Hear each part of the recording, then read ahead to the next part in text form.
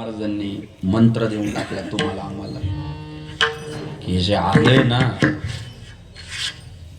ते एकट्या दुकट्याकडून नाही आलेलं म्हटले, हे सर्वांच्या योगदानातून आलेलं आहे. म्हणून एक एका साह्य करू आणि अवघे धरू सुपंथ. आणि मायबाप तो धर्माचा प्रचार ज्ञानोबा तुकोबांनी समाजाच्या शेवटच्या स्तरापर्यंत केला. आणि त्याचा परिणाम तुम्ही बघा. धर्म जेव्हा अडचणीत आला होता ना, तेव्हा सह्याद्रीच्या दरी खोऱ्यातून पुन्हा धर्माची संस्थापना करायचं काम माझ्या छत्रपती शिवाजी महाराजांनी केलं. 750 वर्ष मुघलांनी देशाचे लोचके तोडायचं काम चालवलं होतं, धर्मांतरण करायचं काम चालवलं होतं, हिंदूंची देवळं उद्ध्वस्त करून तिथं मशिदी उभं करायचं काम चालू केलं होतं. तेव्हा जिजाऊ आईसाहेबांच्या पोटी जन्माला आलेल्या ह्या पोराला कळालं की स्वधर्मे निधनम श्रेय परधर्म भयावहा. हे शास्त्र जर ज्ञानोबा तुकोबांनी सर्वसामान्यांना कळू दिलं नसतं ना, तर माझे शिवाजी महाराज सुद्धा म्हणाले असते, औरंगजेब साहब मुझे कहा कि जहागिरी देते हो. कुठं कुठं चालला होता समाज, उजरे घालण्यात पुरुषार्थ वाटायला लागला होता. मला सुभेदारी आहे ना, मला जहागिरी आहे ना, मी तुमची चाकरी करतो, बादशाह साहब चिंता नाही करणे की व्यवस्थित कर वसुली करून तुमचा शेर तुमच्यापर्यंत पोहोचून जाईल. समाजाची पिळवणूक चालू होती, पण धर्म संपायला लागला होता. हे कळालं कोणाला? शिवरायांना कळालं. कोणामुळं कळालं? ज्ञानोबा तुकोबांमुळं कळालं. आज्ञा होती माझी जाऊती, शपथ घेतली स्वराज्याची. होती माझी जाऊती, शपथ घेतली स्वराज्याची. आज्ञा होती माझी जाऊती, शपथ घेतली स्वराज्याची. आज्ञा होती माझी जाऊती, शपथ घेतली स्वराज्याची. जन कल्याणाची शिकवण, जन कल्याणाची शिकवण. जगद्गुरु तुकोबांनी, जगद्गुरु तुकोबांनी, जगद्गुरु तुकोबांनी. जन कल्याणाची शिकवण, जन कल्याणाची शिकवण.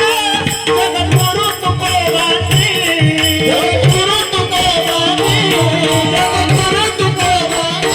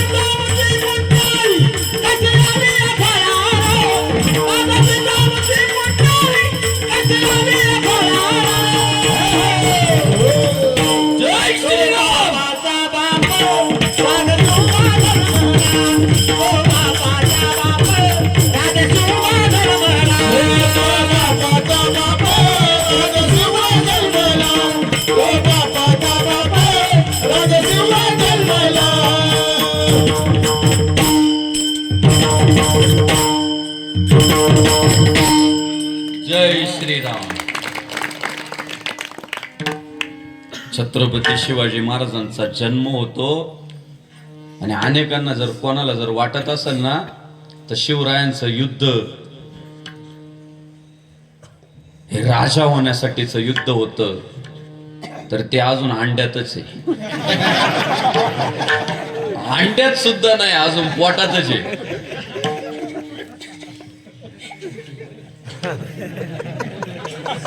ते राजा होण्यासाठीच युद्ध नव्हतं, ते धर्मयुद्धच होतं. ते धर्मासाठीच युद्ध होतं. त्यांना भगवाच फडकावायचा होता. सगळे कलर मिक्स करून त्यांना फडकवायचा नव्हता. अजिबात भेसळ नव्हती तिथं. तिथं एकदम निष्ठावंत हिंदुत्वच होतं. तिथं जिथं जाईल तिथली टोपी घालायचा प्रकार नव्हता. तिथं कपाळाला भस्म रगडलं जायचं आणि हर हर महादेवचा गजर केला जायचा. कोणाला जर वाटत असेल का ते धर्मनिष्ठ नव्हते तर त्यांनी जरा पोटातून बाहेर या, अभ्यास करा. ते नुसते हिंदुत्ववादी नव्हते, ते कट्टर हिंदुत्ववादी होते. हिंदूंवर होणारे अन्याय अत्याचाराच्या विरोधात लढणारे ते होते. त्यांचा बापचं जहागिरी होतीच की त्यांच्या बापाकडं, शहाजी राजांकडे होतीच ना. बापाच्या पावलावर पावलं ठेवून त्यांना जहागिरी भेटली असती. त्यांना जहागिरी नको होती, त्यांना हिंदुत्व हवं होतं की हा देश ज्यांचा आहे त्यांचीच राजवट इथं असली पाहिजे. आणि म्हणून छत्रपती शिवाजी महाराजांची शपथ कुणा दर्ग्यावर नाही, रायरेश्वराच्या मंदिरात आहे की आता स्वराज्य उभं करायचं. आणि माय बापांनो, असा फाडलाय ना अफजलल्या, इतका बेकार फाडला ना. तो अफजल खान म्हटला, कोण आहे रे हा सह्याद्रीतला उंदीर, आत्ता जाऊन पकडून येतो म्हटला. उंदीर म्हटला, पण उंदराला पकडायला सैन्य किती घेतलं माहितीये का सोबत? 40,000 उंदराला पकडायला. एवढं सैन्य घेऊन निघाला अफजल खान. इतका अहंकारी होता, इतका क्रूर होता. तो म्हणाला, काय तुमच्या महाराष्ट्रात काय काय काय काय अफवा पसरवल्या की शिवाजी महाराजांना तुळजाभवानीने तलवार दिली त्यामुळे ते हरत नाही, ते जिंकतातच, त्यांना कोण हरवू शकत नाही. तुम्हाला तुळजाभवानीची गव्हर्नमेंट काय म्हटले? अहो, त्यांना नालायकाने तुळजाभवानीचं मंदिरच उद्ध्वस्त करायचं काम केलं. तुळजापूरमध्ये त्याने हायदोस मांडला, कतली केल्या तिथं. बघतो म्हटली तुमची तुळजाभवानी कशी अडवती.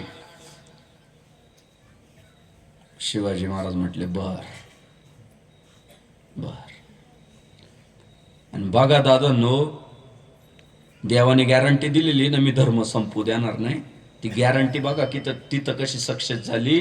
शिवाजी महाराजांकडे सैन्य कमी, ताकद कमी, अनुभव कमी.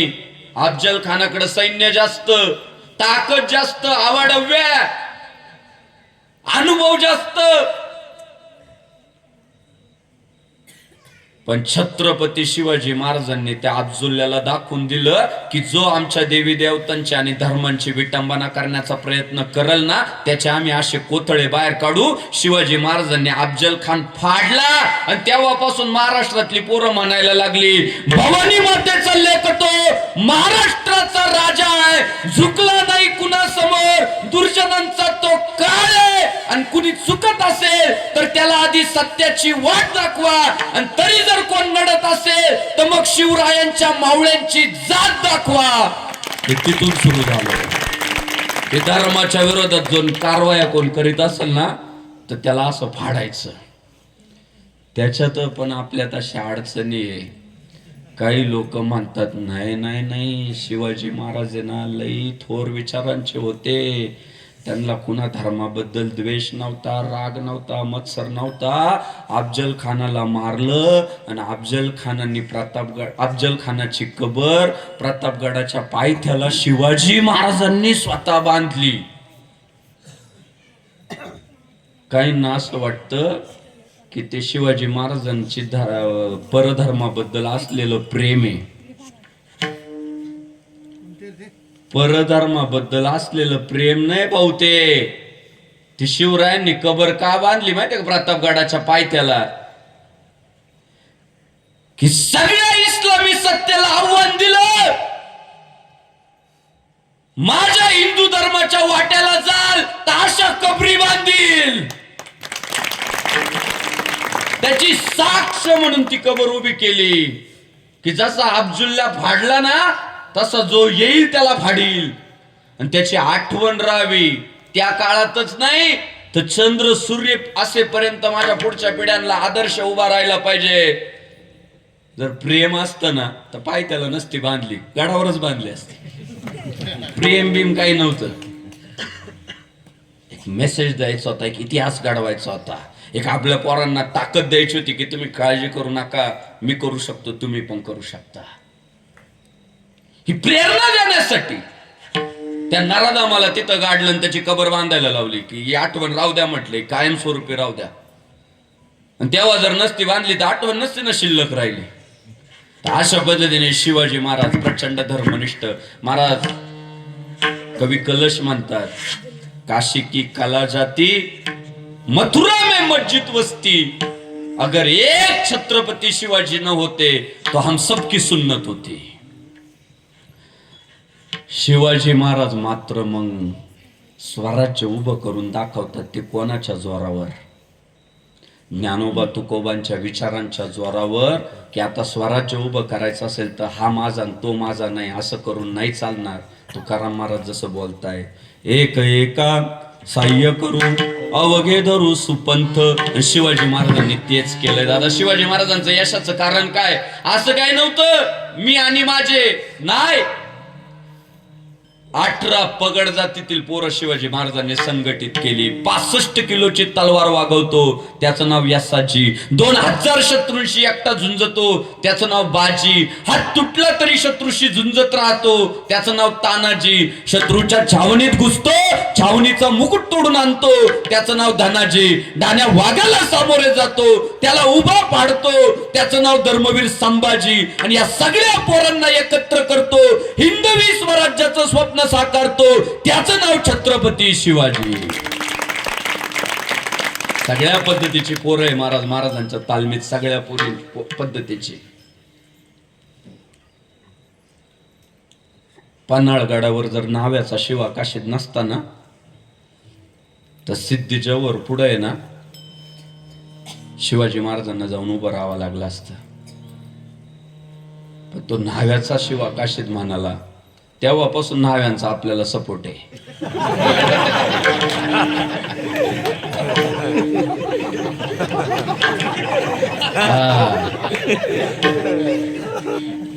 न्हावी समजले कट्टर आहे आपल्या बाबतीत. तो शिवा काशीत म्हणाला, महाराज लहानपणापासून मी तुमच्यासारखाच राहण्याचा प्रयत्न करतो. तुम्ही जशी दाढी वाढवता तशी मी वाढवली, तुम्ही जशी चंद्रकोर लावता तशी मी लावतो, तुम्ही जशा माळा घालता तशा मी घालतो. आजपर्यंत तुमचा अभिनय करायचो, पण आज शिवाजी होण्याची वेळ आलेली. म्हटला शिवाजी जन्माला जरी शिवा काशीद म्हणून आलेलो असलो तरी छत्रपती शिवाजी महाराज मला मरू द्या, मात्र शिवाजी महाराज होऊन. ते न्हाव्याचं पोरग म्हटलं मला शिवाजी महाराज होऊन मारायचंय. सिद्धी जवळच्या पुढे तुकडे तुकडे झाले शिवा काशीदचे. तेव्हा हिंदवी स्वराज्य उभं राहिलं. ब्राह्मणाचा बाजी प्रभू देशपांडे म्हटला की महाराज आपण जर पळत राहिलो तर गनिमांच्या हातात सापडू. तुम्ही विशाळगडाकडे रवाना व्हा, तोफांचे आवाज द्या. तोपर्यंत बाजी प्रभू या काही गनिमाला या गोडखिंडीतून पुढे सरकू देत नाही. त्यावेळी बाजी प्रभू स्वतःच्या मनाला सांगत होता की बाजी आज हिंदवी स्वराज्यासाठी तुला धारातीर्थी पाडायचंय, आज संपायचंय तुला. त्यावेळी जर बाजी प्रभू म्हणाले नसते ना की लाख मेले तरी चालतील, लाखांचा पोशिंदा जगला पाहिजे, असं जर बाजी प्रभू म्हटले नसते तर आपल्याला स्वराज्य पाहायला भेटलं नसतं. ब्राह्मणाची कितीतरी उदाहरणं इतिहासात. 18 पगड जातीतील पोरं शिवरायांसाठी जीव द्यायला तयार व्हायची. एकदा का महाराजांनी खांद्यावर हात टाकला की ते पोरग महाराजांचं होऊन जायचं, महाराजांसाठी जीव द्यायला तयार होऊन जायचं. म्हणून माझं प्रामाणिक मत आहे दादा, आपल्याला स्वराज्य जर सांभाळायचं असेल ना तर आपल्याला धर्मनिष्ठांची मांदियाळी एकत्रित करावा लागणार आहे, जातीनिष्ठांची नाही. आपल्याला जो हिंदू इतकी बात करेगा वही देश पे राज करेगा हे तंत्र अवलंबावं लागणार आहे. प्रत्येक धान्यात जसे किडे असतात तसे समाजात काही किड्या प्रवृत्तीचे माणसं असतात, पण त्यांना बाजूला करून आपण कसे एकत्र राहू यासाठी सगळ्यांनी कटिबद्ध राहिलं पाहिजे. तर देश टिकणारे, तर धर्म टिकणारे. धर्म सांभाळणं कुणा एकट्या दुकट्याचं काम नाही, ते सगळ्यांनी एकत्रित येऊन करावं लागतं. माझा सुद्धा, मी कदाचित कोणाला वाटेल मी ब्राह्मणांचा द्वेष करतोय का, तर अजिबात नाही. मी प्रवृत्तीचा द्वेष करतोय. आज ब्राह्मण कुळात जन्माला आलेले वारकरी संप्रदायातील काही माणसं आहे. उदाहरणार्थ गुरुवर्य चंद्रशेखर देगलूरकर महाराज, गुरुवर्य चैतन्य महाराज देगलूरकर, गुरुवर्य अमृत महाराज जोशी. ही माणसं ब्राह्मण कुळात जन्माला आली, पण दादा असे मोकळ्या हातानं तत्वज्ञान असं वाटतात ना, मग वेदाच्या रुचा असू द्या, उपनिषद असू द्या, शास्त्र असू द्या, असं वाटतात की 4 महिने जर एखादं देगलूरकर परंपरेचं 4 महिने जर एखाद्याने ऐकलं ना, तर ते विद्वान होऊनच पंढरपुरातून बाहेर पडतंय. इतकं मोकळ्या हातानं ती लोक वाटतात का, त्यांना ज्ञानेश्वर महाराज कळाले. माझा विरोध कोणाला आहे माहितीये का? जे आळंदीत राहतात, आळंदी आमचे म्हणतात, ज्ञानेश्वर महाराज आमचे म्हणतात, आणि वेद फक्त ब्राह्मणांनाच शिकवतात, त्या भामट्यांचा माझा विरोध आहे. त्या भामट्यांना नाही माफ करू शकत. का? की तुमचे दाखवायचे दात वेगळे आणि खायचे दात वेगळे. ते भामटे होते, हाय आणि राहतील. मालपाणी किती असू द्या, मालपाणी म्हणजे पैसा, किती असू द्या पैसा त्यांच्याकडे, काय उपयोग नाही. कुण्या जातीला विरोध नाही. आम्हाला स्वर्गीय बाळासाहेब ठाकरेंनी जे शिकवलं ना, गर्व से कहो हम हिंदू आहे, त्याच्याशी नेहमी प्रामाणिक आहे. मनोज दादा जरांगेला सुद्धा माझा पाठिंबा काय आहे माहितीये का? माझ्या दृष्टीने तो जातीसाठी नाही भांडते, तो धर्मासाठीच भांडतोय. की आज या समाजाला जर आरक्षण नाही भेटलं, हा समाज जर याचं मागासले पण जर नाही सिद्ध केलं, आणि उद्या हा समाज जर संपला, तर या महाराष्ट्राचं रक्षण कोण करील? ते धर्मयुद्धच आहे. ती हिंदू आहे ना, समाज कुठलाही असू द्या, पण ते हिंदू आहे ना, त्यांचं कुळ.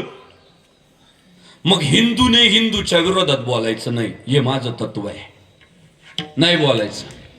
जो हिंदू आहे ना त्याच्या विरोधात नाही बोलायचं. मला मनोज जरांगे पाटलांचं एक स्टेटमेंट दाखवा ज्यात ते ओबीसीच्या विरोधात बोलले, की बा ओबीसी असेचे, ओबीसी तसेचे, असं बोलले. ते म्हटले का महाराष्ट्राचा 7-12 का तुमच्या बापाचा आहे का? म्हटले.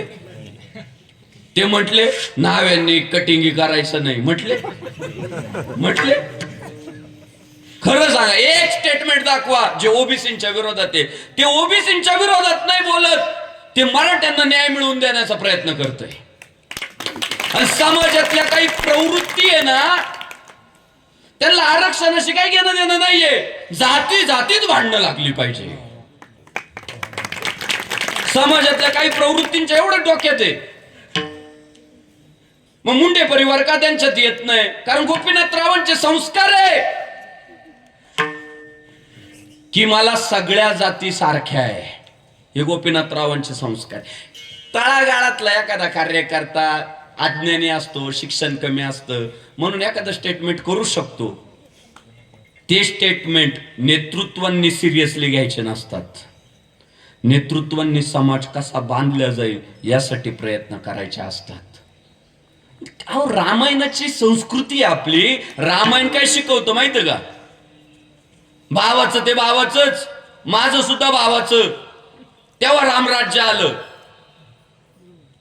आणि महाभारत काय शिकवतं माहितीये का? माझं ते माझंच, पण भावाचं सुद्धा माझंच.